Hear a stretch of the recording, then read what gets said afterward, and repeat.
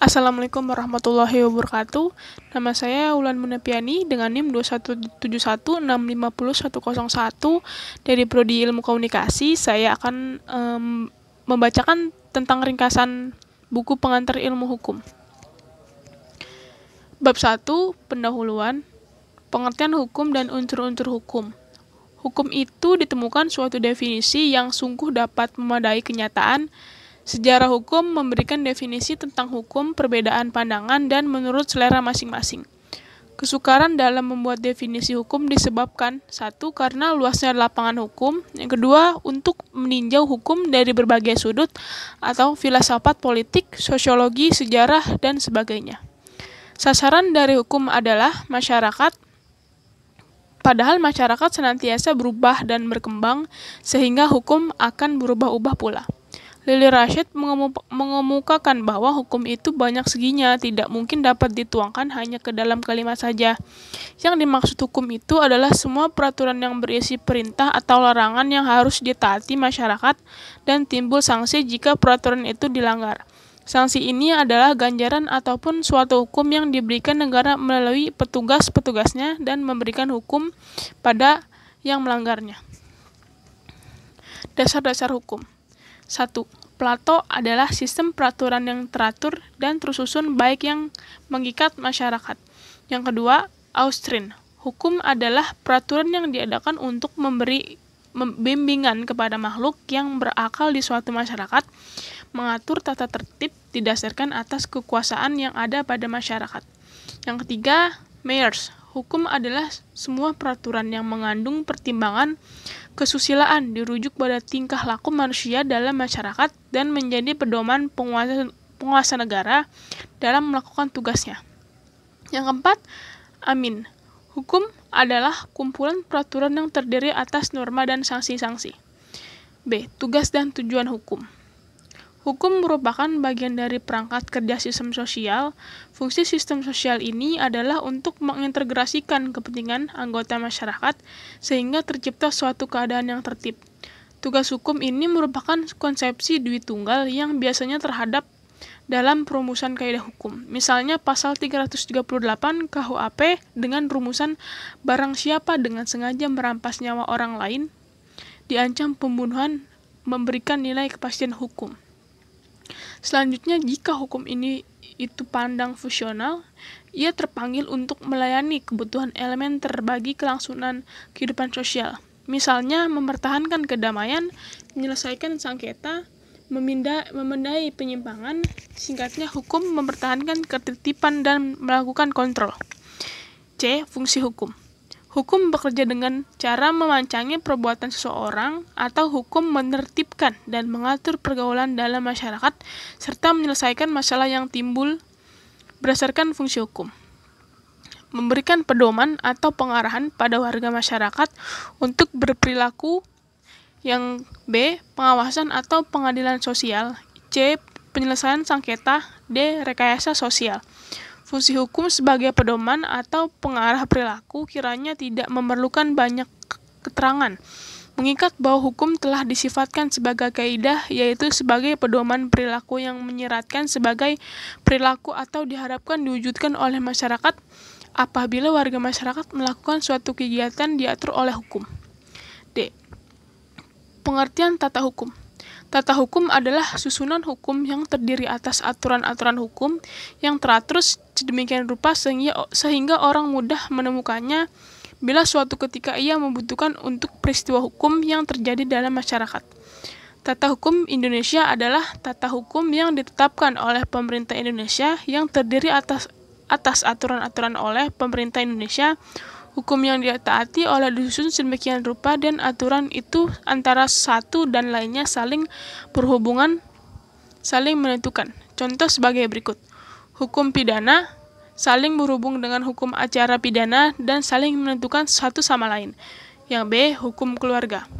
Hukum keluarga berhubungan dan saling menentukan dengan hukum waris. Agar harta kekayaan yang ditinggalkan oleh seorang yang meninggal dunia dapat dibagikan kepada para ahli waris, perlu dibuat peraturannya. Sejarah tata hukum di Indonesia. Sejarah adalah suatu cerita dari kejadian masa lalu yang dikenal sebagai sebuah legenda, kisah hikayat, dan lain-lain sebagainya, yang kebenarannya belum tentu tanpa bukti-bukti sebagai suatu penelitian. Bab 2. Hukum dan kaidah sosial lainnya. A. Hukum sebagai kaidah. Kaidah sosial merupakan perumusan suatu pandangan mengenai pandangan atau perilaku sikap seyogianya dilakukan. Jenis-jenis kaidah. Satu, kaidah dengan aspek kehidupan pribadi. Yang pertama, kaidah kepercayaan atau keagamaan. Yang kedua, kaidah kesusilaan. Kedua, kaidah dengan aspek kehidupan antara pribadi yang dibagi atas satu, kaidah sopan santun dan atau adat. Yang B, kaidah hukum. Kaidah kepercayaan atau keagamaan bertujuan untuk mencapai suatu kehidupan yang beriman. Kaidah ini sumbernya berasal dari perintah Allah Subhanahu wa Ta'ala melalui para nabi dan rasulnya. Kaidah ini juga tidak hanya mengatur hubungan antar manusia, tetapi juga mengatur hubungan antar manusia dengan Khaliknya. C. Sifat dan isi kaidah hukum.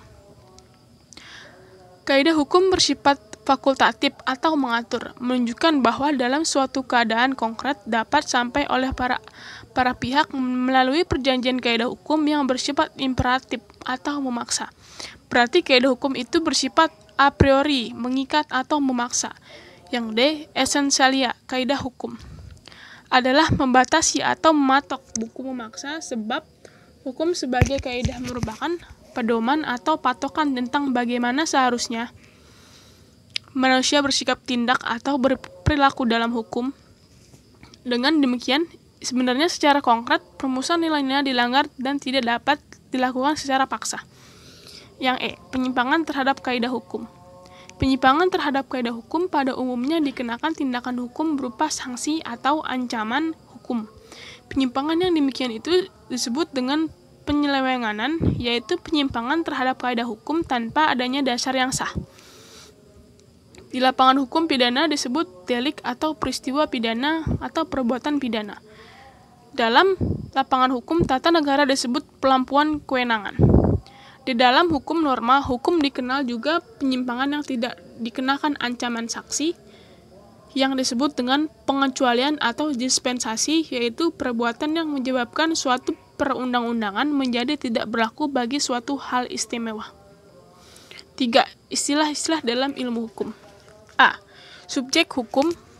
Setiap manusia, baik warga negara maupun orang asing, dengan tidak memandang agama atau kebudayaannya adalah subjek hukum. Manusia sebagai pembawa hak mempunyai hak dan kewajiban untuk melakukan tindakan hukum seperti melakukan perjanjian, menikah, membuat wasiat, dan lain-lain. Oleh karena itu, manusia oleh hukum diakui sebagai pendukung hak dan kewajiban sebagai subjek hukum. Menurut R. Swerso, subjek hukum adalah sebagai berikut. 1. Suatu yang menurut hukum berhak atau berwenang untuk melakukan perbuatan hukum, atau siapa yang mempunyai hak dan kewajiban untuk bertindak dalam hukum. Yang kedua, suatu pendukung hak yang menurut hukum berwenang atau berkuasa serta bertindak menjadi pendukung. 3. Segala sesuatu yang menurut hukum mempunyai hak dan kewajiban.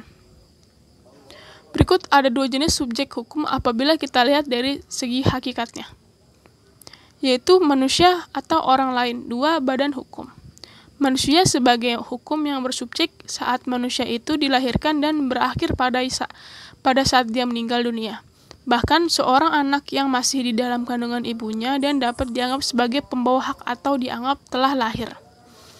Di dalam Islam sudah ditegaskan bahwa manusia adalah subjek hukum sebagaimana makhluk yang dimuliakan oleh Allah Subhanahu wa Ta'ala.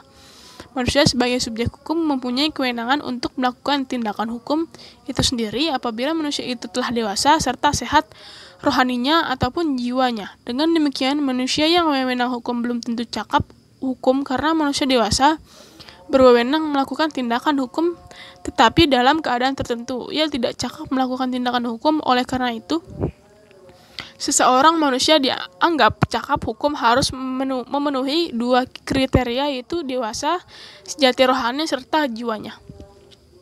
Ukuran dewasa seorang manusia itu berbeda-beda kriterianya menurut hukum dan undang-undang yang mengatur. Misalnya 1.